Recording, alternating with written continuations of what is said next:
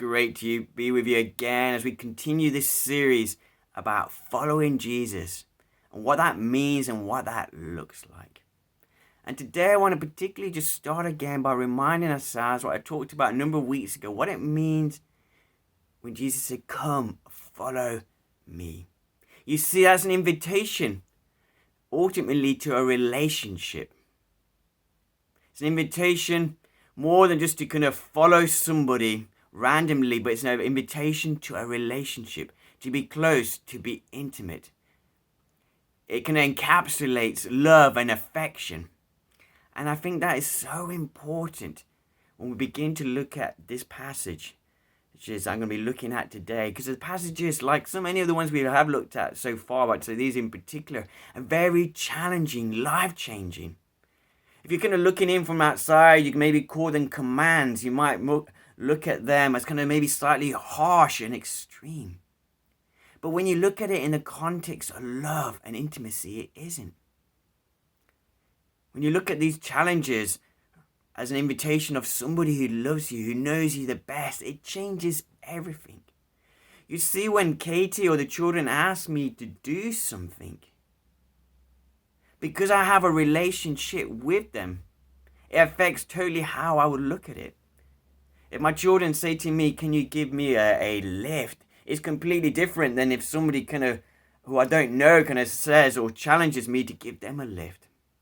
Why? What's the difference? It's the relationship, it's the knowledge, it's the affection. And so it's important to know that as we look at these passages. Secondly, this idea to follow Jesus, an invitation to life in all its fullness.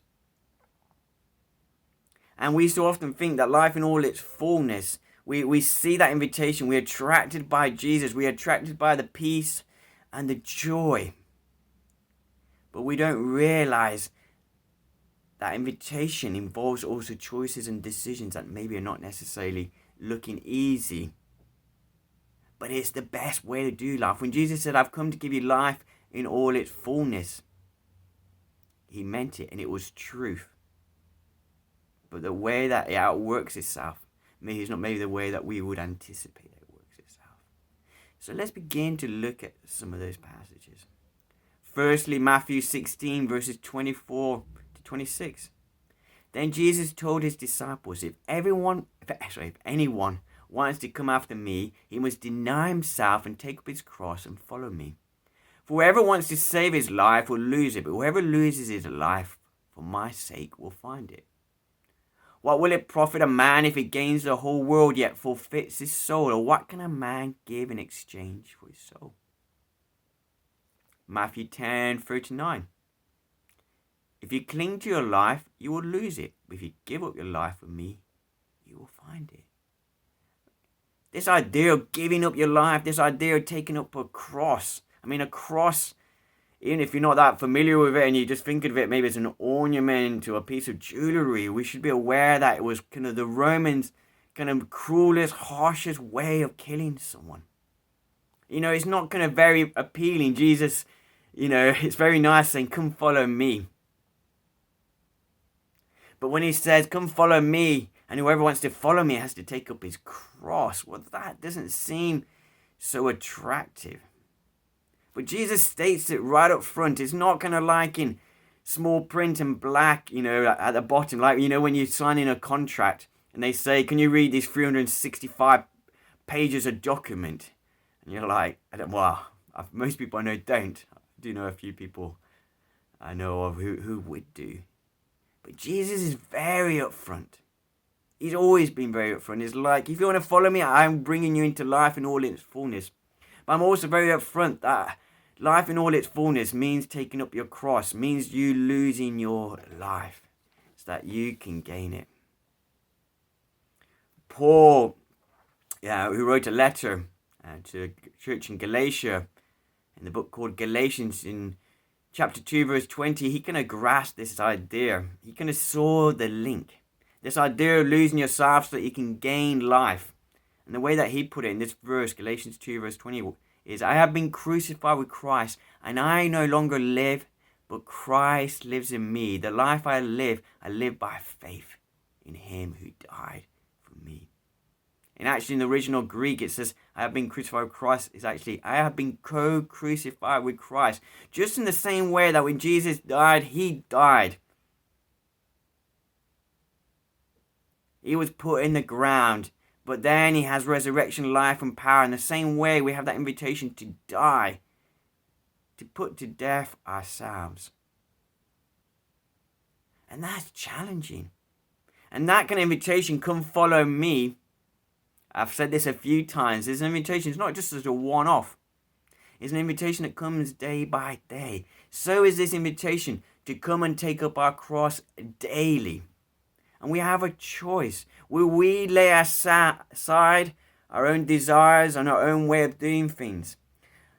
The way that the world says that one should live one's life, and choose to go the way that Jesus said, to follow him, to do life the way that he says it. And that's a choice, and we have that choice again today. And I don't know about you, but sometimes I have these battles in my mind. It's like, well, it won't matter. Or everybody does it. What does it mean for you to be crucified? To take up your cross daily? What's God asking you to lay down? Maybe at some point in your life you laid certain things down. Your family, your future, your career. And God's saying you picked it up again. You need to lay it down. And people often say, no, I don't want that. Often in my kind of word, people say that people are scared of laying down their life because they worry that God might say to them, go and work in this remote village in Africa. And maybe he will do. I don't know what he's saying to you. But what I know for sure is that God loves you. Like I said, this comes out of a place of love. Katie asked me to do things that come from a place of love. And I trust her when she asked me, do we trust God?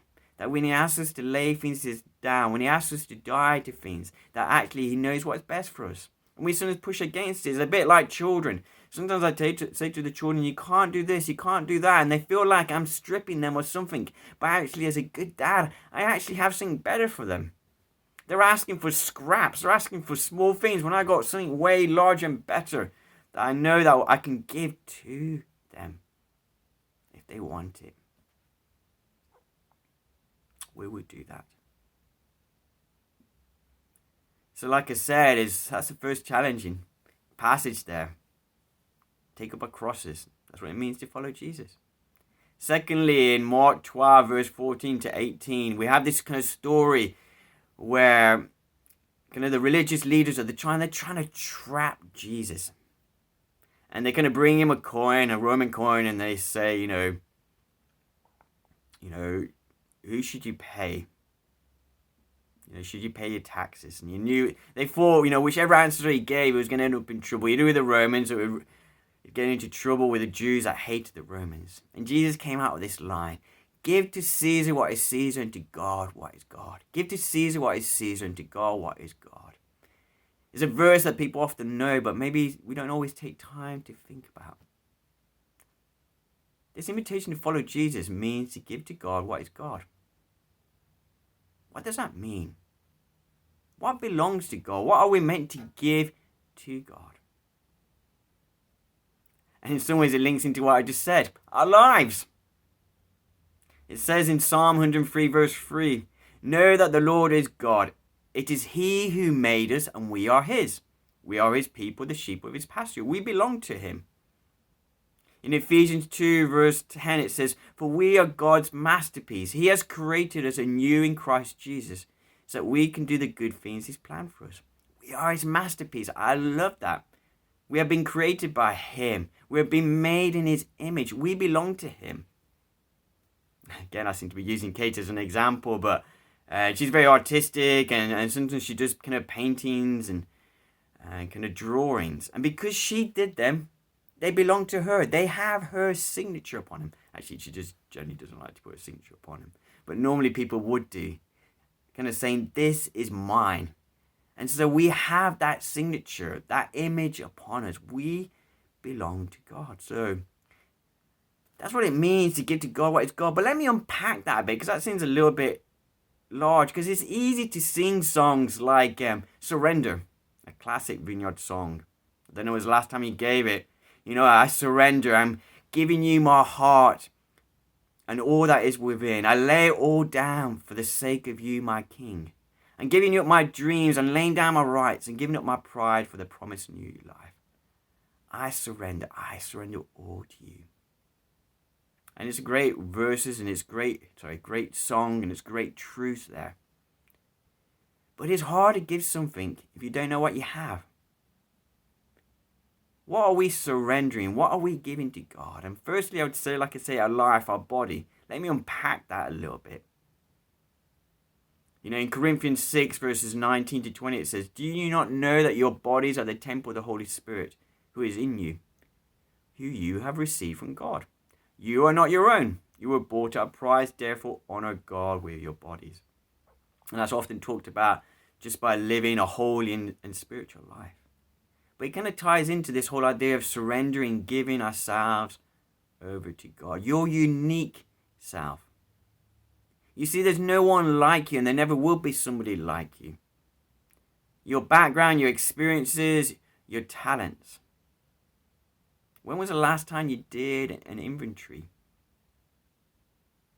If you're interested, I can send you some results.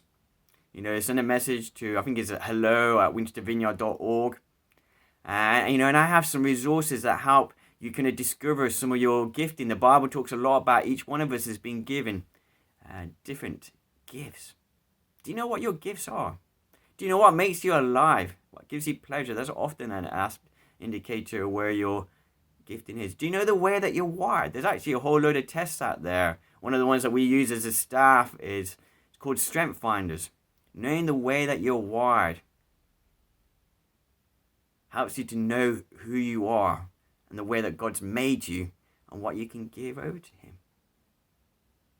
And so before we can give to Caesar what is Caesar, we need to know what we have. And maybe the first bit of that for you might be doing a kind of journey of self-discovery.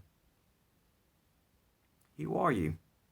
What has God given you? I can guarantee whoever you are who's listening to this talk, you have uniqueness. God made you for a purpose. You have skills and talents and the way that they mingle together with your personality that nobody else has. Secondly, as you begin to look at that, what is God asking you to give? And I think people often think about when you give your life, they begin to think about, people maybe like Nigel and Joe, pastors. Maybe you think about people like me who work overseas. Whatever gift you have, God can use that. God can just use that in the secular world because he has placed you there to be a blessing. You can meet and interact with people that I could never meet and interact with. Families, individuals, communities. What is God asking you to give? What could that look like? Nigel talked a few weeks ago about in relation to church that we are either guests or hosts. So when you first come to this church, you're a guest. And you can stay a guest as long as you want, but at some point, you need to switch over and become a host if you think this is going to be your place. If you're going to take an ownership for it. What does it mean giving your body to God what is God in this coming season? In this church? And it might look like different things for different ones of us. What does it look like? Give to God what is God's. Our life. Secondly, give him your future. God challenged me recently. I was talking with Katie and we were talking about this is what we were going to do once lockdown finished. And maybe you had some of those conversations, and it's not a judgment, like I said. God challenged me. Maybe he will challenge you as well. And I was thinking, this is what I'm going to do when lockdown finishes. These are the places I need to go to. These are the places I want to go to. And I felt like God say, what do you think I have to say about that? Funny enough, God's got a lot of what to say about our future. What does he want for our future? You see, our future belongs to him. If you don't believe our future belongs to God, where do you think you get your breath from? If you took away your breath, you have no future. you want to put it that bluntly. What is he saying for us? Nigel talked again a few weeks ago that one of the trends that has accelerated in this season is a season of reassessing our priorities. How do we want to live our lives now? And Nigel used this illustration, and where you have it's a well-known illustration. Don't know who coined it. It's in a book by a guy called Stephen Covey, and he talks about trying to help people put first things first and what's important. And he talked about having a jar, and outside it you got things like large stones and smaller stones and sand. And he says if you're going to put your sand in first, then you're not going to get the large stones in. But as you get your large stones in, your big priorities, then everything else begins to fit in together. And he was just challenging us to just think about that. What does that mean? What does that look like for us in this season? And again, I want to bring that up as we think about our futures and this new season we're going into. However similar it might be or different to the last season. What's God saying about it? How is he challenging you? I often do coaching with people. And one thing that we challenge people when they're thinking about their time and their priorities, we're going to ask them, particularly if they're Christians, to obviously ask God, what's God asking you to do less of? What's God asking you to do more of? What is God asking you to start that you haven't even done anything before? And I throw that out again in this season as we look into the future. Spend time with God. What is he asking you to do less of? What is he asking you to do more of? What is he asking you to start? And to think about it and make choices. One of the things as I was looking into the future, I realized that particularly over lockdown, and it started when the children were homeschooling, that prioritizing spending God in the morning was just diminishing. You know, I love my son Daniel. He has this amazing ability. I had it when I was younger like him. I could get away with pretty much no sleep. So he goes to bed after us and he gets up before us. And he also tends to be, let's say, a little bit louder in our family. And so it's very easy, right up to the minute you go to bed. And for when you wake up in the morning, there's not that kind of time or quiet just to connect with God. And I realized that it begun to get chipped away. And I was kind of trying to squeeze it in other places, a bit like that jar. This should have been one of my main stones, but I was getting sand in first. And so I've just begun to just do that. And it's going to be harder as holidays come. It's like I got to create this half an hour where God comes first. And then I slot everything else around it. This invitation to follow Jesus, come follow me, means to give to God what is God. And I've highlighted two things so far: future and our lives. I mean, they're quite big things, really. And I've given some pointer questions to help us process that. And I would encourage you maybe to chat those through with somebody. Maybe somebody you're close, if you're married, maybe in your life group. I encourage you, if you're not in a life group, get involved in a life group. Get somebody to ask you questions. You know, things like, you heard Paul speak. What's God saying to you that you've got to do less of? What's God saying to you that you've got to do more of? What's God saying that you need to start doing? Those kind of questions. Lastly, in the sense of giving to God what is due to God, I want to focus in on one area that Jesus talked a lot about, more than anything else, and that was finances. In some ways, that can also link into the first point I made, because often one of the last things to die, to surrender, is finances. And Jesus knew this. About 15% of all the things that Jesus talked about were related to finance. He actually talked more about finances than things like hell or heaven that we tend to talk more about. So I'm going to give you a particular passage in Matthew chapter 6, verses 19 to 24. Let me just read this. It's entitled Treasures in Heaven. Do not store up for yourselves treasures on earth where moth and rust destroy, and where thieves break in and steal. But store up for yourselves treasures in heaven where moth and rust do not destroy, and where thieves do not break in and steal. For where your treasure is, there your heart will be also. The eye is a lamp of your body. If your eyes are good, your whole body will be full of light. But if your eyes are bad, your whole body will be full of darkness.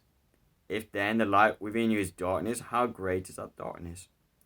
No one can serve two masters. Either will hate the one and love the other, or will be devoted to one and despise the other. You cannot serve both God and money. And then a couple of other passages. One which I only know in the King James Version. Matthew 6 verse 33. Seek ye first the kingdom of God and his righteousness, and all these things shall be added unto you. And then building on it, Acts 20 verse 35, Paul kind of refers to Jesus and puts these words in his mouth. It is more blessed to give than to receive. This challenge about laying down our treasures in heaven, laying down our finances. And again, we come this full circle. Jesus says, come follow me, and you will find life and life in all its fullness. And this is only going to happen when you die, and that includes finances. You see, our finances are tied to so many things that it's kind of so often we get our sense of worth, we get a sense of peace and a sense of joy from our finances. And God's asking us to lay it down. It's no surprise that surrounding these verses, after treasure in heaven, Jesus starts talking about do not worry. And it's not like do not worry is like a new subject. Jesus is talking about laying up your treasure. And now I'm going to begin to talk about do not worry. No, you see, it's just an overflow of this previous subject, the one we're looking at the moment. The one that's looking at treasures and finances. The reason why this is important is because it shows us where our priorities are. In these verses 19 to 24, Jesus addresses us in our hearts. Verses 19 to 21, where is your heart? And then it kind of talks about, your eyes, your soul, who you are. In verses 22 to 23. And then in verse 24, he talks about your will. And so this kind of idea of finances, it touches at the very heart of everything we are, our heart, our soul, our will. And Jesus wants us to have the right treasure, the right devotion, the right master. That's what he's inviting us in. And this is a life. You see, if you really want to have peace and joy and live life in all its worth, then our finances, going right back to what we first talked about, they have to be crucified with Christ as well. And as I said, this challenge comes from a place of love and intimacy. And some of the questions I throw out here is, where do you get your worth from? Where do you get your sense of peace and joy from? And you might write one thing, but just imagine if something happens with your finances. How does that affect your peace and joy, your worth? And as I say that, I'm challenging myself. This is an area that I find incredibly hard to die. I feel like I keep crucifying it, and it seems to keep resurrecting itself. And that's why I say this invitation to crucifixion is a daily one. This is one that particularly I have to keep nailing to the cross. What is God saying to you about your finances? And this again links into the now, but links into what I just said about laying down your future. How does coming to Jesus and following him affect your finances? Where you invest your money? These are hard questions. And like I said right at the beginning, giving to Caesar what is Caesar, and to God what is God, taking up your cross daily, dying to yourself, laying up treasures in heaven. These are hard verses, but they need to be seen in the context of a loving Jesus. He's not coming to judge. He's not standing there with a kind of like challenging, like with an angry face, or kind of like a sergeant major. Take up your cross. Lay down your life. No, I want us to see these verses coming from the one who's staring at you right now, looking very much into your heart. Maybe just close your eyes if you find it easy. And he's looking at you with the most intense and passionate love that you have ever known or experienced. And he's saying, take up your cross. Lay down your life. Give to me what is due to me. And I think he's doing it with a twinkle and a joy in his heart because he knows the delight that he wants to give you. And I think maybe there's even a tear in his heart because he realized that for us it seems so incredibly painful. And he sees our pain. And yet he knows that he's got so much more. He's our creator. He knows what's best for us. You know, when you buy a new product and you're not sure how it's working or it's not working well, what do? You go back to the manufacturer's or the inventor's instructions. Because that's the best way to use this product, this good, this device. Maybe we would do well to do that as followers of Jesus. He made us. He's our manufacturer. He's our inventor. It'd be good to go back to the operating instructions to know the best way to live our lives. And that's kind of what we've done today. And I know it's hard and I know it's difficult. But like I said, it's the best way, the greatest way to live. Will we say yes to it? So let maybe just take some time. I know there's a whole load of different challenging things I've said today.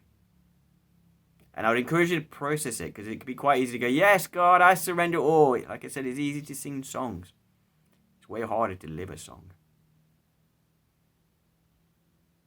And just to ponder and let him just lovingly, beautifully expose our hearts. And maybe you say, God, help me. I see your invitation. I trust your heart. I trust your goodness. Help me to say yes to you again and again. Because I really do want to follow you. Over to Nigel and Joe.